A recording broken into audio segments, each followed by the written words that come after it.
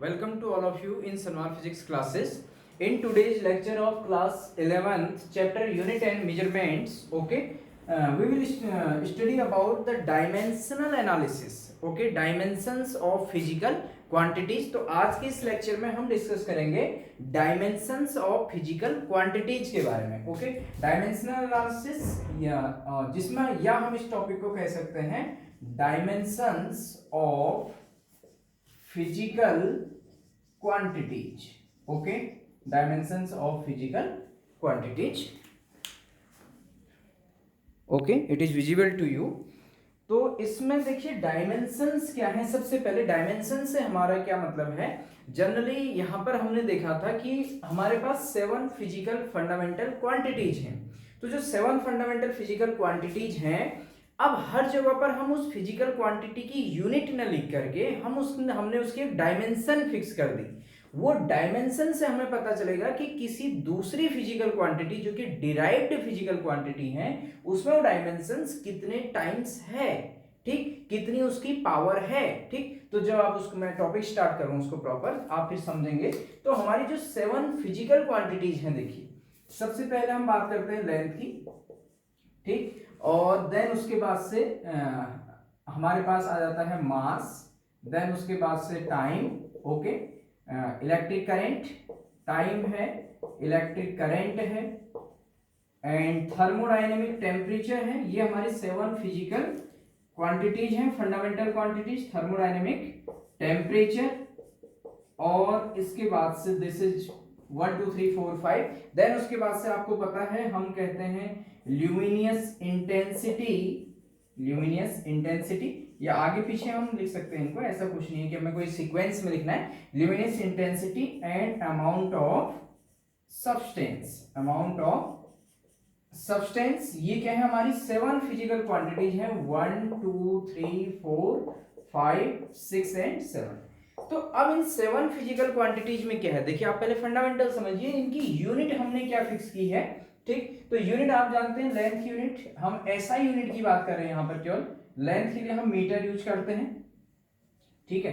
तो मैं पहले अगर इनके लिए यूनिट लिखूं तो यहां पर मैं लिख रहा हूं यूनिट, तो इसके लिए यूनिट है लेंथ की मीटर, ओके, मास की यूनिट केजी, ठीक, मीटर का खाली आप एम भी लिख सकते हैं, मास में हमने ऐसा यूनिट केजी है, टाइम की ऐसा यूनिट आपको पता है, you know very well, second, and electric current की यूनिट होती है हमारी एम्पियर। हम कैपिटल ए मैं यहाँ पर केवल लिख रहा हूँ, सिंबल लिखा है मैंने, ठीक है, ये टॉपिक आपको पहले भी एक्सप्लेन कर दिया गया है। थर्मोडायनेमिक टेम्परेचर में हम केल्विन से इसको कहते हैं, अगर हम इसको पूरा लिखें आपके लिए, चलिए एम्पियर, और इसको मैंने लिख दिया केल्विन, ये है हमारा second, this is kilogram. Then इसका ल्यूमिनियस इंटेंसिटी ये होता है कैंडेला, और अमाउंट ऑफ सब्सटेंस होता है मोल, ओके, ये यूनिट है। अब इसमें ये सिंबल लिखा तो इसको भी मैंने किलोग्राम कर दिया, okay, I think it is. तो ये आपने इसके लिए पहले सबसे पहले यूनिट्स पढ़ी हुई है, ओके। तो ये है इसकी एसआई यूनिट, जो ये मैंने लिखा हुआ है, this is SI unit, okay. अब इनका सिंबल देखिए, इनके एसआई यूनिट का अगर हम सिंबल की बात करें तो सिंबल इनका क्या होता है आपको पता है पहले से ही, बेसिक सी नॉलेज। लेंथ का मीटर, स्मॉल एम हम करते हैं, किलोग्राम के लिए केजी, सेकेंड का एस, एम्पियर का कैपिटल ए, केल्विन में हम कैपिटल के लिख सकते हैं, कैंडेला है, कैंडेला का सीडी, और मोल का सिंबल होता है खाली MOL। अगर हम कंप्लीट यूनिट लिखें तो MOL, और सिंबल क्या है, मोल। अब इनका डायमेंशनल फॉर्मूला क्या होता है, देखिए अब इसके लिए बात करेंगे। सबसे पहले ये जो फिजिकल क्वांटिटीज है फंडामेंटल, हम इनकी डायमेंशनल फॉर्मूला की बात करेंगे। इसमें ये आपको याद रखनी है सबसे पहले, लेंथ का यूनिट तो मीटर है, सिंबल M है। डायमेंशनल फॉर्मूला के लिए अभी आप समझेंगे, मैं आगे समझाऊंगा क्या है डायमेंशनल फॉर्मूला। तो पहले आपको इसमें हम ये करेंगे कि आपकी किसी भी फिजिकल क्वांटिटी में ये फंडामेंटल से ही जो डिराइव्ड फिजिकल क्वांटिटी बनेंगी, उसमें वो जो डिराइव्ड फिजिकल क्वांटिटी है उसमें फंडामेंटल क्वांटिटी का कितना पार्ट है, यानी कि लेंथ कितना पार्ट है, लेंथ इनटू लेंथ है तो L स्क्वायर, ऐसे। तो सबसे पहले आपको क्या देखना है कि लेंथ का डायमेंशनल फॉर्मूला हमने क्या सेट किया। तो लेंथ के लिए डायमेंशनल फॉर्मूला जो हमारा सेट किया गया, इसकी यूनिट जो आपका ये है, जैसे मीटर, ठीक, ये तो मीटर होगी, और मास का क्या हो गया, किलोग्राम हो गया, टाइम का क्या हो गया, सेकंड। लेकिन हमने लेंथ की ऐसा यूनिट के लिए हमने सेलेक्ट किया एल, कैपिटल एल। ओके, इस लेंथ से ये यहां से एल ले लिया हमने, ठीक। और डायमेंशनल फॉर्मूला लिखने समय हम हमेशा जो भी लेंथ का डायमेंशन फॉर्मूला एल, उसको स्क्वायर ब्रैकेट के अंदर रखेंगे। डायमेंशन फॉर्मूला हमेशा क्या होगा, स्क्वायर ब्रैकेट के अंदर होगा। दूसरा है जैसे मास, तो मास के लिए डायमेंशनल फॉर्मूला है कैपिटल एम, कैपिटल एम है, ध्यान दीजिएगा, स्मॉल एम नहीं, और उसको हमने स्क्वायर ब्रैकेट में लिखा। एंड थर्ड वन जैसे टाइम है, टाइम का डायमेंशन फॉर्मूला हमने ले लिया टी। तो ये हमारा जनरली क्या हुआ, ये हमारे डायमेंशनल फॉर्मूले हैं, ठीक है। अब इसके बाद से देखिएगा आगे इलेक्ट्रिक करंट। तो इलेक्ट्रिक करंट का जो हमने डायमेंशनल फॉर्मूला, जो हम इलेक्ट्रिक करंट लेते हैं, ये इसकी यूनिट, ठीक। ए जो है यहीं से ए ले लिया जाता है। तो जनरली जो भी हमारी फिजिकल क्वांटिटीज होंगी, यही एम एल टी हम जनरली बोलते हैं, हमारे सीक्वेंस में एम एल टी करके हम बोलते हैं। तो लेंथ यहाँ पर पहले लिखा तो इसलिए एल लिखा है, मास एम टी और ए, इनमें ही अधिकतर फिजिकल क्वांटिटीज की डायमेंशन फॉर्मूला इनके ही टर्म में होती है। लेकिन ऐसा नहीं कि सभी इनमें, कुछ ऐसे भी हमें एग्जांपल मिलेंगे जहां इनका भी यूज होगा। तो थर्मोडायनेमिक टेम्परेचर जहां आएगा वहां हम यूनिट लिख लेते हैं के, ठीक। डायमेंशनल फॉर्मूला क्या हो जाएगा, के हो जाएगा केल्विन से, या हम इसको थीटा से भी लिखते हैं। और कुछ बुक्स में अगर आप देखेंगे तो थीटा से भी आपकी टेम्परेचर के डायमेंशनल फॉर्मूला को रिप्रेजेंट किया जाता है। देन इसके बाद ल्यूमिनियस इंटेंसिटी, इसके लिए सीडी ही डायमेंशनल फॉर्मूला लिया जाता है, ब्रैकेट क्लोज, स्क्वायर ब्रैकेट में। और अमाउंट ऑफ सब्सटेंस मोल के लिए जो हमारा डायमेंशनल फॉर्मूला होता है, दैट इज एमओएल लिख करके हम इसको स्क्वायर ब्रैकेट में क्लोज करेंगे। तो यहां पर हमने ये चीज तो हमने पहले से पढ़ी हुई है, ठीक। नई चीज आती है डायमेंशनल फॉर्मूला। तो लेंथ का होता है कैपिटल एम, मास का होता है एम, एंड टाइम का होता है सेकेंड टी, इलेक्ट्रिक करंट का होता है एम्पियर, और थर्मोडायनेमिक टेम्परेचर का होता है के या थीटा, यानी कि इसका एम्पियर का ए कहेंगे हम, टी, लेंथ एल, मास एम, टाइम हाँ हमारे टाइम का हो जाएगा टी, करंट का ए, और उसका टेम्परेचर का के, और हमने ल्यूमिनियस इंटेंसिटी CD, और अमाउंट ऑफ सब्सटेंस मोल। तो these are the dimensions of the fundamental physical quantities. अब हमारे पास एंगल आते हैं, देखिए दो फंडामेंटल फिजिकल क्वांटिटीज में 7 फंडामेंटल क्वांटिटीज और 2 सप्लीमेंट्री क्वांटिटीज थी, supplementary units, radian and steradian, और क्वांटिटी कौन सी थी, प्लेन एंगल और सॉलिड एंगल। तो angle is a dimensionless, angle का हमारा कोई डायमेंशन नहीं होता है, हाँ यूनिट उसकी होती है। ओके, तो यहां पर आप इसको नोट कर लीजिएगा स्क्रीनशॉट लेकर के, फिर हम आगे इसको डिस्कस करेंगे। ओके, तो यहां तक आपने उस टेबल में नोट कर लिया होगा। उस टेबल में नोट करने के बाद डायमेंशन फॉर्मूला, अब मैंने डायमेंशन फॉर्मूला की पहले डेफिनेशन यहां पर शो की है, फिर इसके बेस पे मैं आपको समझाता हूं इस डेफिनेशन को। देखिए सबसे पहले डायमेंशंस क्या है, dimensions of a physical quantity are the powers which are raised to fundamental quantities in order to represent that physical quantity. देखिए क्या कहना रहा है, dimension of a physical quantity क्या है, आर द पावर्स होती हैं व्हिच आर रेज्ड, जो कि किसकी पावर होती है, फंडामेंटल क्वांटिटीज की, in order to represent the physical quantity, यानी कि किसी फिजिकल क्वांटिटी को रिप्रेजेंट करने के लिए जो फंडामेंटल क्वांटिटीज हैं उनकी जो पावर्स होती है उसी को हम क्या कहते हैं, डायमेंशंस कहते हैं, और वो क्या बनेगा उसका डायमेंशनल फॉर्मूला। अब यहां आप समझेंगे इसको एग्जांपल से, ठीक। तो सपोज सबसे पहले मैं डायमेंशनल फॉर्मूला लिख रहा हूं, मैंने यहां पर ये मैं डायमेंशनल फॉर्मूला लिख रहा हूं, ठीक है। ये जो हम लिख रहे हैं डायमेंशंस या डायमेंशनल फॉर्मूले, ठीक है। डायमेंशनल फॉर्मूले आप कर सकते हैं। जैसे नंबर 1 अगर हम देखें, सबसे पहले मैंने यहां पर लेंथ, देखिए ये तो एक है ही, लेंथ क्या है हमारी, ये फंडामेंटल है फिजिकल क्वांटिटी, इसको लिखने की जरूरत नहीं थी, फिर भी मैंने यहां पर लिखा, ठीक। इन चारों की हेल्प से हमारी निकलेंगे मेन। दूसरा मास, इसका क्या है m, फिर से हमने देखा, या जनरली हम क्या करते हैं मास को पहले लिख लेते हैं यहां पर, दूसरा length l, third one is our time, time का जो है आपका t है, और फोर्थ इज करंट, ये है a, एम्पियर। तो जनरली हम जो भी डायमेंशनल फॉर्मूला लिखते हैं वो इन तीन के टर्म में ज्यादातर इन तीनों का यूज करते हैं। एम, एल और टी के फॉर्म में हम हर किसी का डायमेंशन फॉर्मूला लिखेंगे। अगर ए वहां पर है तो हम उस केस में ए को भी वहां इंक्लूड करेंगे, अगर केल्विन का के है तो उसको भी इंक्लूड करेंगे, जो भी उसमें होगा। तो फिलहाल आप समझिए, सबसे पहली क्वांटिटी मैं यहां पर ले रहा हूं डिराइव्ड फिजिकल क्वांटिटी। ये तो फंडामेंटल क्वांटिटी थी। डिराइव्ड में जैसे एरिया, अब देखिए एरिया का हमें डायमेंशन फॉर्मूला लिखना है। तो एरिया क्या होता है, सबसे पहले एरिया होता है हमारा लेंथ इनटू ब्रेड्थ, ठीक है। तो देखिए ये लेंथ को हम किस में मेजर करेंगे, मीटर में, ऐसा यूनिट की बात कर रहा हूं, इसको भी मीटर में ही मेजर करेंगे।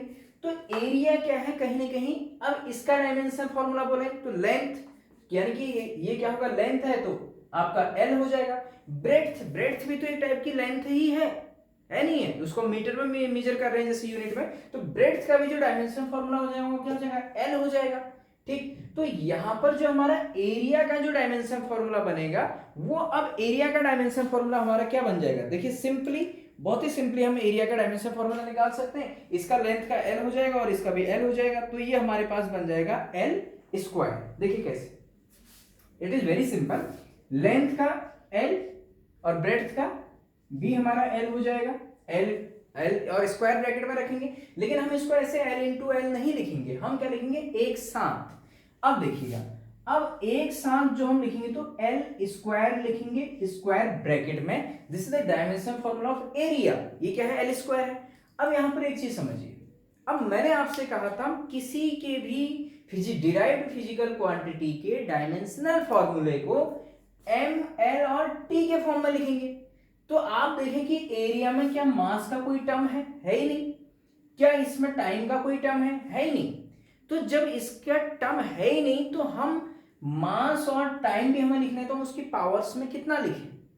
तो देखिए एरिया में मास का कोई पावर नहीं है और दूसरा टाइम का भी कोई पावर नहीं, यानी कि जीरो पावर है फिर, इसलिए हम इसको लिख सकते हैं MLT में। अगर हम इसको लिखना चाहें तो हम इसको लिखेंगे और m की पावर जीरो, m की डायमेंशन जीरो, देखिए पावर है ना, ये डेफिनेशन अभी आप समझेंगे, l की पावर 2 और t की पावर जीरो। देखिए एरिया मींस एरिया में लेंथ की दो डायमेंशन है, लेंथ की दो डायमेंशन है, एक लेंथ और एक ब्रेड्थ, लेकिन डायमेंशन दोनों किसकी होंगी, लेंथ की होंगी। तो इसलिए मास का कोई डायमेंशन नहीं है, तो मास की डायमेंशन जीरो, लेंथ की डायमेंशन 2, टाइम की डायमेंशन जीरो। इनको हम पावर्स के फॉर्म में लिखेंगे, इनकी पावर। तो डायमेंशंस क्या है फिजिकल क्वांटिटी, किसी फिजिकल क्वांटिटी डायमेंशन क्या होंगी, आर द पावर्स होंगी, किसकी पावर, व्हिच आर रेज्ड, किसके ऊपर रेज होंगी, टू द फंडामेंटल क्वांटिटीज। यानी कि फंडामेंटल क्वांटिटीज की जो पावर्स होती हैं किसी फिजिकल क्वांटिटी को रिप्रेजेंट करने के लिए, वही उसकी डायमेंशंस होती हैं। यहां पर हम एरिया के लिए कहेंगे कि एरिया की डायमेंशन लेंथ में 2 डायमेंशन है, लेंथ के लिए, मास के लिए जीरो, टाइम के लिए जीरो। आपको मेरे ख्याल से समझ में आ गया होगा। नेक्स्ट और हम एग्जांपल लेते हैं, अब मैं ले लेता हूं वॉल्यूम। सेकेंड एग्जांपल हमने वॉल्यूम ले लिया, तो वॉल्यूम के लिए अगर हम देखें तो generally length into breadth into height, तीन चीजें होती हैं। तो लेंथ का डायमेंशन फॉर्मूला एल, ब्रेड्थ का भी आपका क्या आ जाएगा एल, और हाइट का भी क्या आ जाएगा एल, क्योंकि तो जो हम लेंथ के लिए यूज करेंगे एल डायमेंशन फॉर्मूला यूज करेंगे। तो अगर मैं इसको देखूं, ये भी एल, ये भी एल और हाइट के लिए भी एल। क्या इसमें मास का कोई टर्म है, नहीं है, हटा दीजिए। क्या टाइम का है, नहीं है। तो जनरली तो ये बना हमारा एल क्यूब, यानी कि एल की पावर 3, या हम इसको कैसे लिखेंगे स्टैंडर्ड फॉर्म में, एम की पावर 0, L3 और T की power 0। So this is the dimensional formula for volume. Clear. अब इसके बाद से इसको भी ये भी आप स्क्रीनशॉट लेकर के यहां तक नोट कीजिए, फिर हम और भी यहां पर आगे करते हैं, ठीक है। आपने ले लिया होगा स्क्रीनशॉट, तो अब इसके बाद से मैं इसको आगे सॉल्व कर रहा हूं। ओके, तो आपने वॉल्यूम का नोट किया। नेक्स्ट देखिए, अभी हम केवल उन फिजिकल क्वांटिटीज को कर रहे हैं जो आपको नोन है पहले से। नेक्स्ट जिससे मैं यहां पर ले लेता हूं एक फिजिकल क्वांटिटी स्पीड। देखिए अब स्पीड, या मैं कह देता हूं वेलोसिटी। चलो स्पीड अगर देखें तो स्पीड क्या होता है, distance upon time, speed equal to distance upon time. तो स्पीड जो है फंडामेंटल क्वांटिटी मीटर पर सेकेंड, तो यूनिट हुई, ठीक। ये डिराइव्ड क्वांटिटी है स्पीड, स्पीड जो है फंडामेंटल क्वांटिटी से इसकी यूनिट डिराइव हुई मीटर पर सेकेंड, ठीक है। और अपने आप में कैसी है, डिराइव्ड क्वांटिटी है, ठीक। तो स्पीड का डायमेंशन इसी फॉर्मूले से निकलेगा, जैसे हम यूनिट निकालते थे आज तक क्लास 9 10th में, जैसे या 11th में भी हमने देखा मीटर पर सेकंड, ऐसा यूनिट। डायमेंशन भी सेम तरीका होगा। अब देखिए कैसे, डायमेंशन ऊपर डिस्टेंस की डायमेंशन, अब डिस्टेंस क्या है भाई, लेंथ है होगी, तो इसकी डायमेंशन क्या बनेगी, एल बनेगी। नीचे टाइम, अब देखिए टाइम का कंसेप्ट आ गया, तो नीचे टाइम की डायमेंशन बन जाएगी टी। ठीक, अब हम यहां से क्या करेंगे, देखिए ये t की पावर 1 हुआ, ये भी l की पावर 1 है, तो जब इस t को ऊपर ले जाएंगे तो केवल t नहीं रहेगा। अब हम यहाँ पर t की पावर 1 अगर एज्यूम करें तो ऊपर जाके क्या हो जाएगा, t की पावर -1 न्यूमरेटर में जाने पर, तो ये बन जाएगा l, और एक साथ हम लिखेंगे फिर दोनों को स्क्वायर ब्रैकेट में lt -1, t -1 हो गया, देखिए क्यों, न्यूमरेटर में जाने के बाद, सो सिंपल। ठीक, या हम इसको लिख सकते हैं m0 l and t -1, so this is the dimension formula for speed। अच्छा, अगर हम बात करते हैं वेलोसिटी के लिए, वेलोसिटी का डायमेंशन फॉर्मूला, तो वेलोसिटी क्या है, वेलोसिटी है हमारा डिस्प्लेसमेंट अपॉन टाइम है वेलोसिटी का कंसेप्ट। तो डिस्प्लेसमेंट का डायमेंशन फॉर्मूला क्या होगा, देखिए डिस्प्लेसमेंट भी तो लेंथ ही है, जैसे डिस्प्लेसमेंट की यूनिट क्या होती है, सॉरी वेलोसिटी की यूनिट मीटर पर सेकंड, ठीक, और स्पीड की यूनिट भी मीटर पर सेकंड, हमारा एसआई सिस्टम में यूनिट तो सेम है। ठीक, तो डायमेंशन फॉर्मूला भी सेम होगा, तो डिस्प्लेसमेंट यहां पर एल हो जाएगा, टाइम का टी हो जाएगा, तो ये क्या बनेगा, एल टी -1, और हम कहेंगे generally m0 l and t -1। l को 1 लिखने की जरूरत नहीं है, वो अपने आप में अंडरस्टूड है, यहां भी l को 1 लिखने की जरूरत नहीं है। ठीक, t -1 हुआ इसलिए हमने -1 लिखा। बहुत सारे केसेस में हम आगे जब हम स्टडी करेंगे तो वहां हम m को 0 नहीं भी लिखेंगे, बहुत सारी बुक्स में आपको देखिएगा m0 लिखा हुआ नहीं मिलेगा, क्योंकि किसी की पावर 0 कितनी होती है, वैल्यू 1 होती है, तो यानी कि 1 से आप इसको इंटू करेंगे तो यही आ जाएगा, तो इसमें आपको कोई ज्यादा डाउट होने की जरूरत नहीं है। अगर कुछ बुक्स में खाली lt -1 लिखा हो और किसी में m0 lt -1 लिखा तो दोनों ही सही है। ठीक है, तो हम इसको कहीं कहीं पर फिर बाद में सॉल्व भी कर सकते हैं। तो दिस इज वेलोसिटी, आप इसको भी स्क्रीनशॉट लेके नोट कीजिए। नेक्स्ट हम जो टर्म आपने पढ़े हैं अभी मैं उन्हीं को इंट्रोड्यूस कर रहा हूं। अब नेक्स्ट हम चले जाते हैं वेलोसिटी के बाद एक्सेलरेशन पर। देखिए अब एक्सेलरेशन का फॉर्मूला आपको पता है, change in velocity upon time. Acceleration को हम क्या कहते हैं, change in velocity upon time, this is acceleration. तो एक्सेलरेशन का डायमेंशन क्या आ जाएगा, वेलोसिटी का डायमेंशन अपॉन टाइम का डायमेंशन। तो वेलोसिटी का डायमेंशन क्या होगा, अब देखिए वेलोसिटी का निकालने की जरूरत नहीं है, अब आपको वेलोसिटी याद हो जाना चाहिए lt -1, या तो आप m0 lt -1 करिए, या आप सिंपल lt -1 भी कर सकते हो, तो मैं सिंपल lt -1 कर रहा हूं। ठीक, तो वेलोसिटी का डायमेंशन ऊपर हो जाएगा lt -1 अपॉन नीचे टाइम का डायमेंशन डिनोमिनेटर में, तो टाइम t हो जाएगा, तो यहां से क्या बन जाएगा lt -2, तो t ये भी ऊपर जाएगा तो ये भी -1 होगा, और ये t -1 और t -1 ऐड होके क्या बन जाएगा lt -2, this is the dimension. और ये अगर हम इसको बोले पूरा m के टर्म में तो m क्या लिख देंगे, 0 लिख देंगे, 1 से इंटू कर दीजिए, 1 से इंटू करना मींस m की power 0 lt -2, this is the dimensional formula for, आप इसको याद रखिए, ज्यादातर हमें ये ज्यादा काम आएंगे, तो आप lt -2 ऐसे करके आप याद रखिएगा, लेकिन आपको m0 का पता होना चाहिए। ओके, तो this is the dimension formula for acceleration. अब इसको भी आप नोट कीजिए। नेक्स्ट एक जो बहुत इंपॉर्टेंट हमारे पास बहुत बार यूज होगा, फोर्स।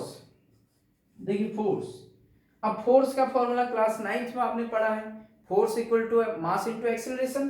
फोर्स का फॉर्मूला क्या होता है, F equal to m into a.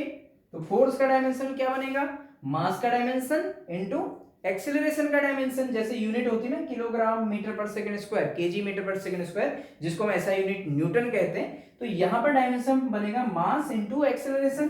तो मास का हो जाएगा हमारा केजी, सॉरी यूनिट नहीं, सॉरी डायमेंशन, मास का डायमेंशन हो जाएगा हमारा कैपिटल M। ठीक, ये मैंने लिख दिया।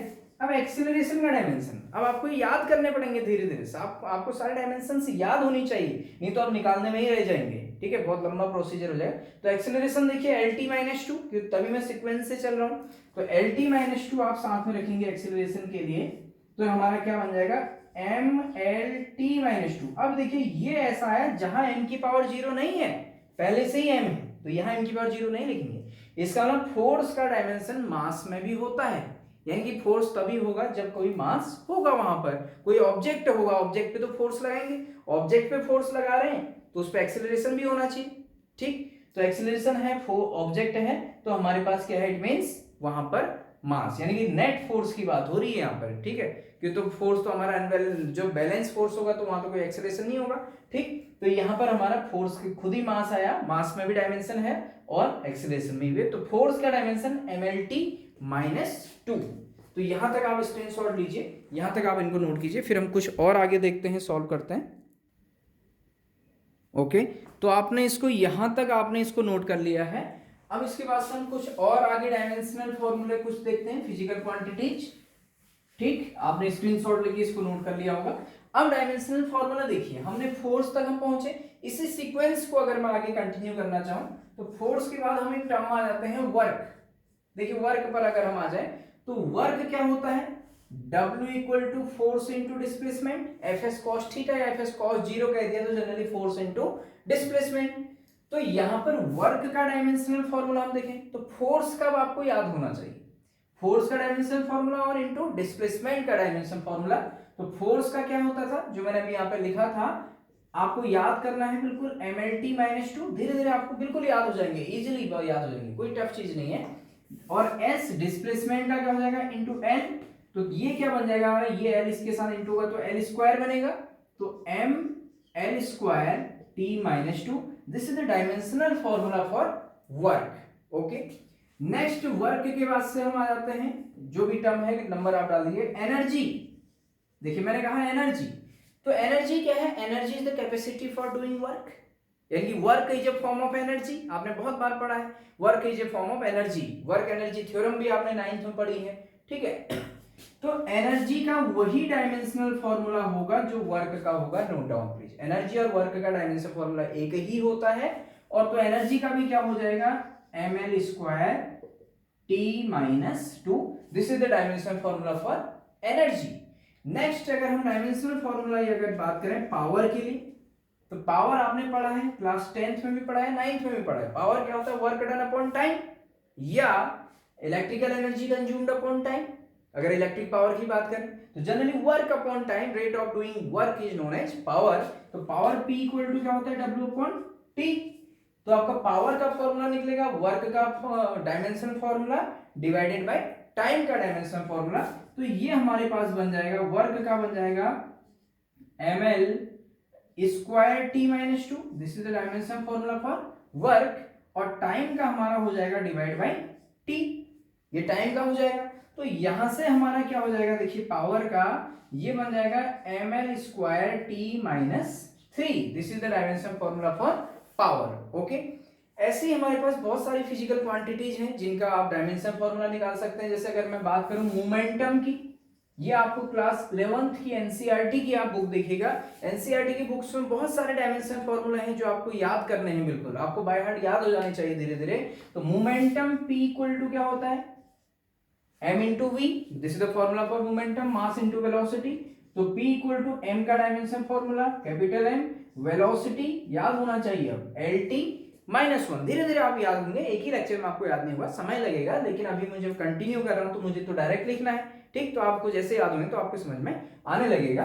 तो मोमेंट, ये यहाँ पर मोमेंटम का P है, ध्यान दीजिएगा, पावर का P नहीं है, मोमेंटम, तो ये हो जाएगा mlt -1, this is the dimension formula for momentum. ऐसे ही अगर हम बात करें फ्रीक्वेंसी, फ्रीक्वेंसी का डायमेंशन फॉर्मूला क्या होगा, तो फ्रीक्वेंसी f इक्वल टू क्या होता है, 1 upon time period, 1 upon time period. तो 1 अपॉन टाइम पीरियड का क्या होता है, t ही होता है, तो t ऊपर चलेगा तो फ्रीक्वेंसी क्या हो जाएगा, t -1। तो this is the formula for dimension formula for frequency. Okay, ऐसे हमारे पास कुछ डायमेंशनल फॉर्मूले ऐसे होंगे जिनको हम निकालेंगे कुछ फॉर्मूले की हेल्प से।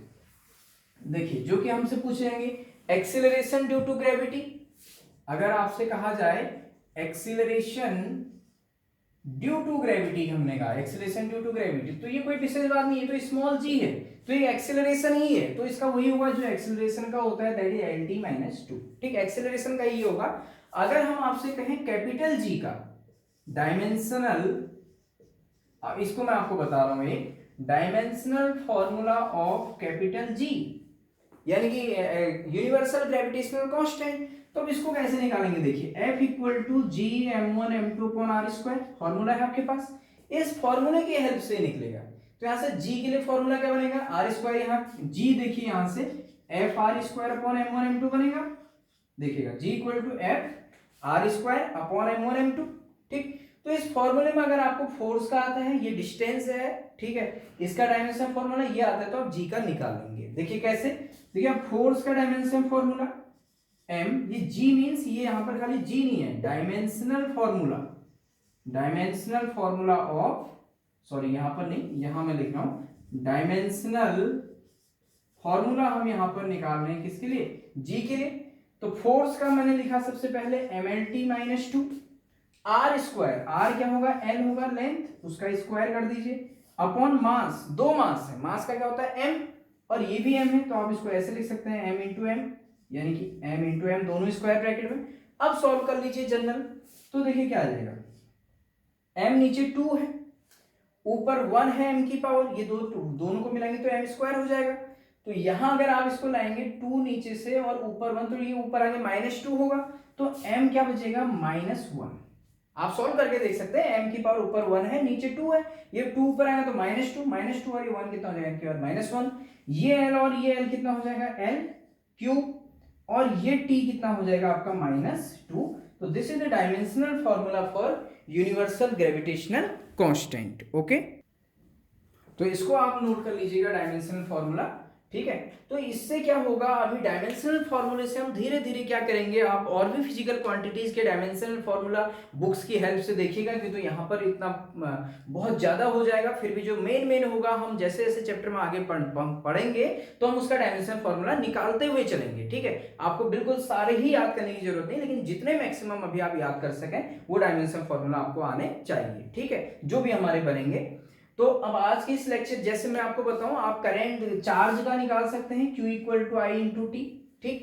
करंट जो इलेक्ट्रिक चार्ज ये आपने पढ़ा है क्लास 10th में, तो क्या हो जाएगा, करंट का A टाइम का T, तो चार्ज का डायमेंशन फॉर्मूला हो जाएगा AT। ऐसे ही रेसिस्टेंस आप निकाल सकते हैं, ठीक है, स्पेसिफिक रेसिस्टेंस आप निकाल सकते हैं, इलेक्ट्रिक पोटेंशियल आप निकाल सकते हैं। इलेक्ट्रिक पोटेंशियल कैसे निकालेंगे, W अपॉन Q, वर्क का आपको पता है तो Q का आप निकाल दीजिए, चार्ज Q का आपको पता है तो पोटेंशियल आप निकाल लीजिए खुद से।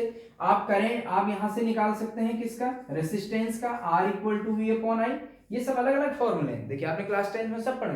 वोल्टेज ये निकल जाएगा इस फॉर्मूले से, क्योंकि वर्क आपको पता है, अभी मैंने किया, Q आपको पता है तो वोल्टेज का पता चल जाएगा, करंट का, रेसिस्टेंस निकाल लीजिए, यहां से रो का निकाल लीजिए, स्पेसिफिक रेसिस्टिविटी, ठीक है। तो ऐसे बहुत सारे आप डायमेंशनल फॉर्मूला निकाल सकते हैं, हम आगे भी निकालते जाएंगे। तो आज के इस लेक्चर में हमने पढ़ा डायमेंशनल फॉर्मूले का इंट्रोडक्शन, तो आप इसको समझिए, कंसेप्ट को बनाइए, और अगर आपको वीडियोस पसंद आती है तो चैनल को लाइक भी कीजिए और सब्सक्राइब भी कीजिए। Thank you so much.